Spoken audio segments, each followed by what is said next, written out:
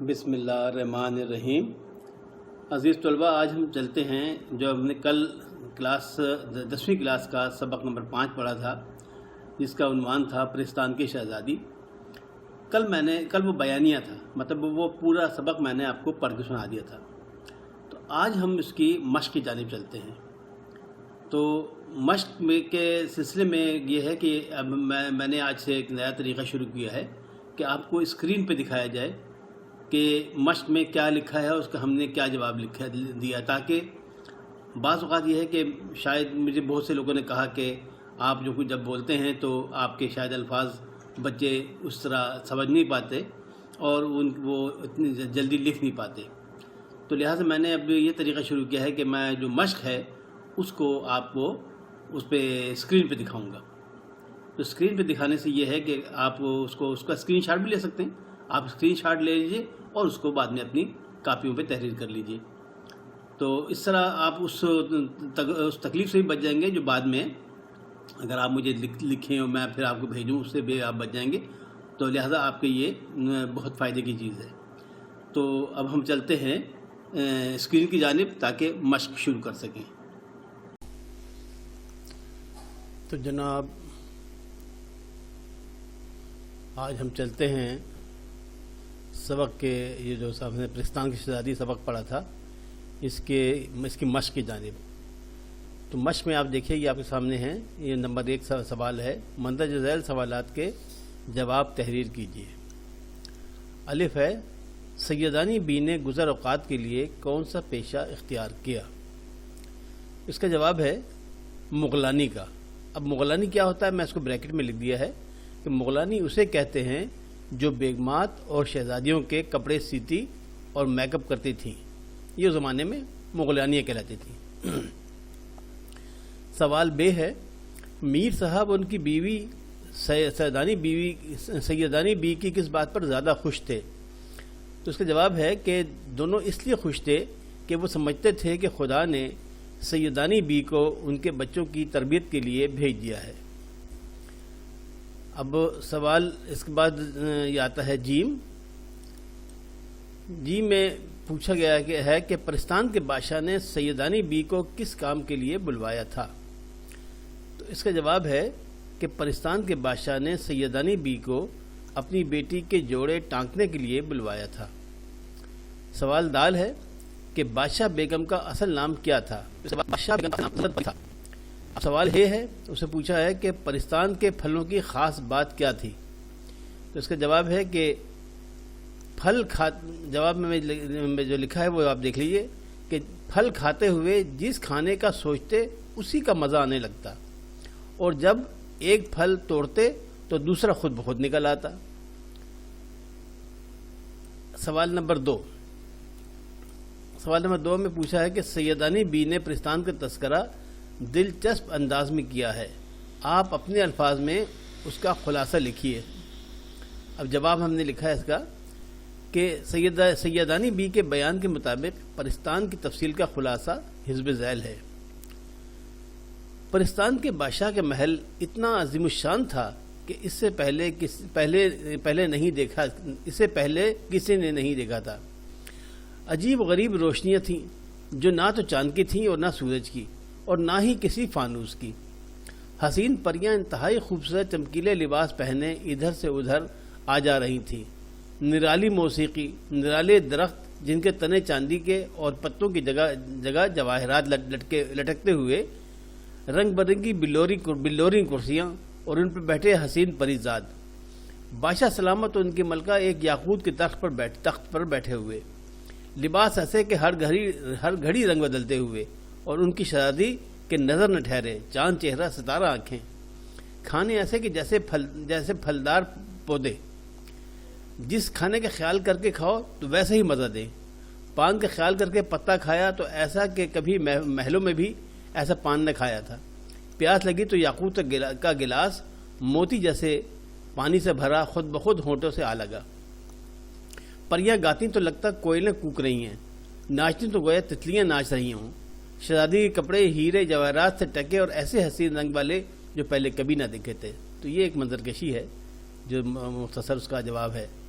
سوال نمبر 3، متن کی روشنی میں درست جواب پر ٹک کا نشان لگائیں. میں نے ٹک کی جگہ وہ انڈر لائن کر دیا یلو سے, تو آپ اس کو دیکھ لیجیے, آپ ٹک کا نشان لگائیے گا. تو پہلا سوال ہے, الف سبق پرستان کی شہزادی کس مصنف کی تحریر ہے؟ تو اسے پوچھا ہے کہ شاہد احمد دہلوی, حاجرہ مسرور, اشرف صبوحی, سجاد حیدر یلدرم. تو جواب ہے اشرف صبوحی. یہ میں نے اس پہ یلو نشان لگا دیا ہے. بے, قلعے کی بڑی بڑی مغلانیاں سیدانی بی کے سامنے کیا کرتی تھیں؟ نمبر 1 کام کرتے تھیں, نمبر 2 کھڑی رہتی تھیں, نمبر 3 دم نہ مارتی تھیں, اور نمبر 4 کان پکڑتی تھیں. تو جو آخری ہے یہ کان پکڑتی تھیں, یہ ہے صحیح جواب. تو اس کو آپ ٹک کر لیجئے. سوال جیم ہے, پرستان کے بادشاہ نے سیدانی بی کو بلایا تھا کس لیے؟ نمبر 1 بیٹی کا جہیز ٹانکنے کو, نمبر 2 انعام دینے کو, نمبر 3 بیٹی کو سینہ پرونا سکھانے کو, یا نمبر 4 بیٹی کی شادی میں شرکت کرنے کے لیے. تو صحیح جواب کیا ہے؟ بیٹی کا جہیز ٹانکنے کو. تو آپ اس کو انڈر لائن کر دیجئے, اس کو ٹک کر دیجئے. سوال دال ہے, سیدانی بی کو کھانے میں مرغوب تھا کیا؟ زردہ, نمبر 2 بونٹ پلاؤ, نمبر 3 فیرنی, نمبر 4 بریانی. تو اس کا صحیح جواب ہے بونٹ پلاؤ. بونٹ پلاؤ, بونٹ پلاؤ کہتے ہیں بوٹی والا پلاؤ, بڑی بڑی بوٹیاں اس میں, بونٹ پلاؤ. اچھا جی, اگلا سوال ہے 6 کہ پرستان میں پھلدار پودے بڑے تھے, کتنے بڑے؟ نمبر 1 بالش بھر کے, نمبر 2 6 فٹ کے, نمبر 3 1 فٹ کے, یا نمبر 4 گز بھر کے. تو صحیح جواب ہے بالش بھر کے. بالش بھر کے, آپ بالش بھر کے اس کو ٹک کر دیجئے. سوال واو ہے کہ پرستان سے سیدانی بی کو انعام میں کیا ملا؟ نمبر 1 روپیہ پیسہ, نمبر 2 کنکر پتھر, نمبر 3 خلط اور زیورات, یا نمبر 4 جواہرات. تو صحیح جواب کیا ہے؟ جواہرات. تو آپ جواہرات کو ٹک کر دیجئے. آگے سوال نمبر 4 کہ مندرجہ ذیل محاورات کو جملوں میں استعمال کیجیے. آنکھیں کھلنا, بال بیکا ہونا, کلیجے پر سانپ لوٹنا, اوسان خطا ہونا, عقل جاتی رہنا. تو اس میں پہلا ہے آنکھیں کھلنا. آنکھیں کھلنا یعنی چیزوں کا پتہ لگ جانا. آنکھ کھلنا اس کے معنی یہ ہیں کہ حقیقت حال سامنے آ جانا. محل کی خوبصورتی دیکھ کر سیدانی بی کی آنکھیں کھل گئیں. آنکھ کھلنا حیرت میں بھی, حیرت کے اظہار کے لیے بھی ہوتا ہے. آنکھ کھلنا یعنی بہت حیرت ہو جانا کسی کو. تو محل کی خوبصورتی دیکھ کر سیدانی بی کی آنکھیں کھل گئیں. بال بیکا ہونا یعنی نقصان پہنچنا. تو اس کے لیے فقرہ ہے کہ فکر مت کرو میرے ہوتے کوئی تمہارا بال بیکا نہیں کر سکتا. فکر مت کرو میرے ہوتے کوئی تمہارا بال بیکا نہیں کر سکتا. اگلا ہے کلیجے پر سانپ لوٹنا, یعنی افسوس ہونا, بہت زیادہ افسوس ہونا, یا مطلب ہے کہ پریشان ہونا. اس کا فقرہ ہے کہ مجھے اچھے حال میں دیکھ کر میرے دشمنوں کے کلیجے پر سانپ لوٹنے لگے. اگلا محاورہ ہے کہ اوسان خطا ہونا, یعنی گھبرا جانا. اس کا فقرہ ہے کہ دربان کی شکل دیکھ کر میرے تو اوسان خطا ہو گئے. عقل جاتی رہنا یعنی اپنے ہوش آواز میں نہ رہنا. ایک عرصے بعد اچانک تمہیں دیکھا تو میری تو عقل ہی جاتی رہی, سلام کرنا ہی بھول گیا. یہ ہو گئے فقرے جناب. اب کالم الف کا رابطہ, کالم الف میں جو الفاظ ہیں ان کا رابطہ کرنا ہے کالم بے سے. تو یہ آپ کے سامنے نقشہ میں نے بنا دیا ہے. یہ دیکھیے کالم الف ہے, یہ کالم بے. تو کالم الف میں ہے الفاظ مرہٹا, میر صاحب, مرہٹا گردی, میر صاحب, انڈا شہزادی, بکر گدھا اور ہنر. اب ان کو ملانا ہے. تو مرہٹا گردی کو ملایا ہم نے کس سے؟ تباہی سے, کیونکہ اس میں ذکر ہے کہ مرہٹا گردی کی وجہ سے ان کا پورا خاندان, لہٰذا مرہٹا گردی کا جو رابطہ ہے وہ ہو جائے گا تباہی سے. دوسرا ہے میر صاحب. میر صاحب جو ہے ان کو وہ تھے خوش مزاج آدمی تھے, تو لہٰذا میر صاحب کو آپ ملا دیجئے خوش مزاج سے. تیسرا ہے انڈا شہزادی. انڈا شہزادی کا ذکر جہاں پہ ہے وہاں پہ لکھا ہے کہ انڈا شہزادی کو کانا دیو اٹھا کے لے گیا. تو انڈا شہزادی کو آپ ملا دیجئے کانا دیو سے. اب ہے بکر گدھا. بکر گدھا کون ہے؟ یہ جن تھا جو ان کی پالکی کو لے کر بادشاہ کے محل کی طرف لے کے گیا تھا. ہنر یعنی جو ان کی سیدانی بی کے ہنر کی دھاک بیٹھی ہوئی تھی, لہذا سیدانی بی کے ہنر کو آپ ملائیے دھاک سے. اب سوال 6 ہے کہ سبق کے مطابق درست لفظ کے ذریعے سے خالی جگہ پور کیجیے.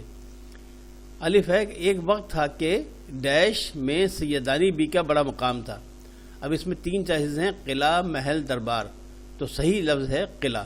قلعہ ایک وقت تھا کہ قلعہ میں سیدانی بی کا بڑا مقام تھا. بے ہے سیدانی بی کو مولانے کا پیشہ اختیار کرنا پڑا کیونکہ ڈیش 3 وجوہات لکھی ہوئی ہیں کہ اس کے والدین فوت ہو گئے تھے, تجارت میں خسارہ ہو گیا, وہ بیوہ ہو گئی. تو صحیح جواب کیا ہے؟ وہ بیوہ ہو گئی. یہاں پہ آئے گا وہ بیوہ ہو گئی. جیم ہے اس نے کہاروں سے کہا کم بختو منہ سے کچھ تو ڈیش. تو 3 چوائسز کیا ہے؟ منہ سے کچھ تو کہو, پھوٹو یا بولو. تو جو زبان کی اردو ہے اس کے لحاظ سے وہ جو لفظ یہاں پہ لکھا ہے اس میں آپ کے سبق میں وہ ہے پھوٹو. کب وقتو منہ سے کچھ تو پھوٹو.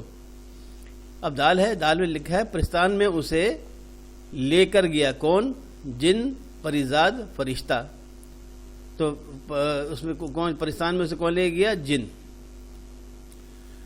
ہے بادشاہ نے اسے انعام میں دیے. اچھا نہیں, یہاں پہ دال ہے, دال پرستان میں اسے لے کے گیا, تو کون لے کے گیا تھا؟ اسے لے کے گیا تھا پریزاد لے کے گیا تھا. جن تو وہاں سواری ان کے لے کے آیا تھا, اور محل میں جو لے کے گیا تھا پرستان میں اندر, وہ پریزاد لے گیا تھا. پریزاد, تو آپ پریزاد کو کے نیچے پریزاد کو یہاں لکھیے پریزاد. ہے بادشاہ نے اسے ڈیش انعام میں دیے. کیا دیے؟ زیورات, جواہرات, ملبوسات. تو صحیح جواب کیا ہے؟ جواہرات. یہاں لکھیے آپ بادشاہ نے اسے جواہرات انعام میں دیے. اب جناب چلتے ہیں ہم زمانی الفاظ کے بارے میں. انہوں نے کچھ تھوڑی تفصیل دی ہے کہ ایسے الفاظ کا املا تو ایک ہی ہوتا ہے لیکن ان کے 2 معنی ہوتے ہیں, اور ان میں سے بعض اوقات لفظ ایک معنی میں مذکر جبکہ دوسرے معنوں میں مؤنث ہوتا ہے. ذیل کے جملے میں سے 2 زمانی الفاظ الگ کر کے ان کے معنی لکھیے. پہلا ہے الف, بارشوں سے آئینے کی آب جاتے رہی. تو آب جانا جو ہے یہ آئینے کی آب جو ہوتی ہے وہ اس کی چمک ہوتی ہے, لیکن آب پانی کو بھی کہتے ہیں. تو لہٰذا ہم نے کیا لکھا؟ ہم نے لکھا آب, اور آپ کے معنی کیا ہے؟ پانی بھی ہے اور چمک بھی ہے. تو اگلا ہے سوات میں کون سی کان ہے. اب سوات میں مرغی کان ہے, لیکن کان 2 لفظوں میں 2 معنی میں استعمال ہوتا ہے. کان کے مطلب بدن کا ایک حصے کو بھی کان کہتے ہیں, اور جب معدن جو ہے جو معدنیات وہاں سے نکالی جاتی ہیں کھود کے, اس کو بھی کان کہتے ہیں. جی میں بادشاہ بیگم کے حکم پر شہزادی کے کپڑوں کے لیے تھان پہ تھان آنے لگے. اب اس میں لفظ تھان جو ہے یہ بھی اس کے 2 معنی ہیں. ایک تھان تو ہوتا ہے کپڑے کا تھان, جس پہ کپڑا ہوتا ہے, جو نیا کپڑا ہوتا ہے وہ لپٹا ہوتا ہے تھان. اور دوسرا تھان کہتے ہیں گھوڑے کو جہاں باندھا جاتا ہے اس کو بھی کہتے ہیں تھان, گھوڑے کا تھان. لہذا تھان کے 2 معنی ہیں. حق بات کہنے کی پاداش میں وہ دار پر جھول گیا. دار جو ہے یہ اس کے بھی 2 معنی ہیں. ایک تو دار ہے پھانسی, یعنی دار پر جھولنا, پھانسی پا جانا. دوسرے دار کے معنی ہے دنیا, یعنی دنیا داری, دنیا دار. ٹھیک ہے جی. تو دنیا کو بھی کہتے ہیں, جیسے دار آخرت ہے, دار دنیا ہے, دار آخرت. تو یہ مطلب اس کو بھی دار کہتے ہیں. ہے جہاں چاہ وہاں راہ. ابھی چاہ کا لفظ ہے یہ, اس کے بھی 2 معنی ہیں. چاہ کہتے ہیں کنویں کو بھی کیا چاہ کہتے ہیں, اور چاہ کہتے ہیں محبت کو بھی. محبت چاہ کو بھی کا معنی بھی چاہ ہے, اور کنویں کو بھی چاہ کہا جاتا ہے فارسی زبان میں. اچھا, درج ذیل الفاظ کے متضاد تحریر کیجیے. تو اس میں الفاظ لکھیں لطیف, شب, خشک, جفت, شیریں, نشیب اور تریاق. تو لطیف کا جو متضاد ہے یعنی اس کی ضد جو ہے وہ کیا ہے؟ کثیف. شب کی ضد کیا ہے؟ روز. خشک کی ضد کیا ہے؟ تر. جفت کی ضد کیا ہے؟ طاق. جفت کہتے ہیں وہ جو 2 سے تقسیم ہو جائے اسے جفت کہتے ہیں. تو اس کے مقابلے میں طاق جو 2 بھی تقسیم نہ ہو. تو جفت کا جو متضاد ہے وہ کیا ہے؟ طاق. شیریں کا متضاد ہے تلخ. شیریں کہتے ہیں میٹھے کو, تلخ کہتے ہیں کڑوے کو. نشیب مطلب نیچا زمین گہرائی میں, اور اس کا جو متضاد ہے وہ کیا ہے؟ فراز کہتے ہیں بلندی کو. تریاق کا جو متضاد ہے وہ ہے زہر کا مطلب ہے کہ وہ جو انسان کو مار دے, اور تریاق کہتے ہیں جو اس زہر کے اثر کو ختم کر دے, اسے کہتے ہیں تریاق. تشبیہ علم بیان کی اصلاح میں کسی چیز کو خاص وصف کی وجہ سے کسی دوسری چیز کی مانند قرار دینا تشبیہ کہلاتا ہے. جیسے پانی برف کی طرح ٹھنڈا ہے. اب پانی الگ چیز ہے, برف الگ چیز ہے. ٹھنڈا ایک اس کی صفت ہے, پانی برف کی طرح ٹھنڈا ہے. صہیب شیر کی مانند دلیر ہے. یہ صہیب انسان ہے، شیر جانور ہے، لیکن دونوں کی خوبی کیا ہے؟ دلیر ہوتے ہیں. اس میں دو باتوں کا خیال رکھنا پڑتا ہے. جب ایک چیز کو دوسری چیز سے تشبیہ دی جائے تو دونوں میں سے کسی مشترک وصف کا پایا جانا ضروری ہے، مطلب دونوں میں کی صفت ایک ہی ہو. دوسرا یہ کہ جس چیز سے تشبیہ دی جائے اس میں خوبی یا وصف زیادہ ہو. ہاں، جس کو تشبیہ دی جا رہی ہے، یعنی پانی برف کی طرح ٹھنڈا، یعنی برف زیادہ ٹھنڈا ہوتا ہے پانی سے، اس لیے اس سے تشبیہ دی جا رہی ہے. تو جس چیز سے تشبیہ دی جا رہی ہے اس میں اس کی جو صفت ہے وہ اس سے بڑھ کر ہے. اس طرح صہیب شیر، تو صہیب جو ہے وہ انسان ہے، وہ ظاہر شیر کی طرح تو نہیں ہو سکتا، لیکن شیر کی مانند دلیر ہے. شیر زیادہ دلیر ہے. اچھا جی، آگے چلیے. تشبیہ کے 5 ارکان ہیں. ایک ہے مشبہ، جس چیز کو دوسری چیز جیسا کہا جائے. یعنی جب جیسے ہم نے کہا ہے یہاں صہیب شیر کی مانند ہے، تو صہیب کو شیر کو ملایا ہے، تو مشبہ کون ہے؟ وہ ہے صہیب. مشبہ بہ، جس چیز سے تشبیہ جائے. اب اس میں مشبہ بہ کون ہے؟ صہیب والے اس میں فقرے میں شیر مشبہ بہ ہے. وجہ شبہ، وہ مشترک صفت جس کی وجہ سے ایک چیز کو دوسری چیز جیسا کہا جاتا ہے. تو وہ کیا ہے؟ وجہ شبہ وہ ہے بہادری، دلیر. اگلا ہے جناب غرض تشبیہ، جس مقصد کے لیے تشبیہ دی جاتی ہے. تو تشبیہ کس مقصد کے لیے دی جا رہی ہے؟ بہادری کے لیے، کہ بہادر ہے، بہت دلیری ہے، بہادری. حرف تشبیہ وہ الفاظ یا حروف جو تشبیہ دینے کے لیے استعمال ہوتے ہیں، مثلا طرح، مانند، جیسا، جیسی، سا وغیرہ. تو یہ بھی اس فقرے میں ہم نے دیکھا کہ لکھا ہے کہ صہیب شیر کی مانند دلیر ہے. تو مانند جو ہے یہ ہے غرض تشریح، مطلب حرف تشریح. اور دلیر جو ہے وہ ہے غرض تشریح. تو یہ جناب آج آپ کا سبق یہاں تمام ہوتا ہے. اب اس عربی کا مختصر خاکہ یہ آپ مطلب لکھ لیجئے، ورنہ تو اگر آپ کو اس میں کوئی دقت پیش آئے تو مجھے آپ کمنٹس میں بتائیے گا، میں آپ کو اس کا جواب بھی آپ کو بتا دوں گا. تو جناب آج کا سبق یہاں ختم ہوتا ہے. اب انشاءاللہ اگلے سبق کے لیے پھر حاضر ہوں گے. جب تک کے لیے میں آپ سے اجازت چاہتا ہوں، اور امید کرتا ہوں کہ آپ نے میرے چینل کو سبسکرائب کر لیا ہوگا اور بیل آئیکن کو دبا کر آل کو بھی سلیکٹ کر لیا ہوگا. اور ساتھ ہی میں پھر وہ درخواست کروں گا کہ آپ اپنے تمام دوستوں کو اس کے بارے میں بتائیے، تاکہ وہ باقی بچے جو ہیں وہ بھی اس سے استفادہ حاصل کر سکیں. اللہ حافظ و ناصر. تو عزیز طلباء، آج کا سبق یہاں ختم ہو چکا ہے. تو امید ہے آپ کو یہ جو نیا طریقہ ہم نے شروع کیا ہے آپ کو بہت پسند آیا ہوگا. آپ کمنٹس میں ضرور لکھیے گا، تاکہ ہمیں پتہ چلے کہ ہم نے اگر کوئی مزید اس میں اصلاح کر سکتے ہیں یا مزید کوئی اس میں اضافہ کر سکتے ہیں تو وہ بھی کریں، تاکہ آپ کو زیادہ سے زیادہ اس کا فائدہ پہنچ سکے. تو جب تک کے لیے اجازت دیجیے، اور جاتے جاتے میں پھر کہوں گا کہ آپ اس کو سبسکرائب کر لیجیے چینل کو، اور اپنے دوستوں کو اس کے بارے میں ضرور بتائیے. تو مجھے کمنٹس میں ضرور بتائیے گا، تاکہ آئندہ جو ہم ویڈیو لوڈ کریں اس میں آپ کے لیے مزید آسانیاں پیدا کر سکیں. تب تک کے لیے اجازت دیجیے. اللہ حافظ. السلام علیکم ورحمۃ اللہ.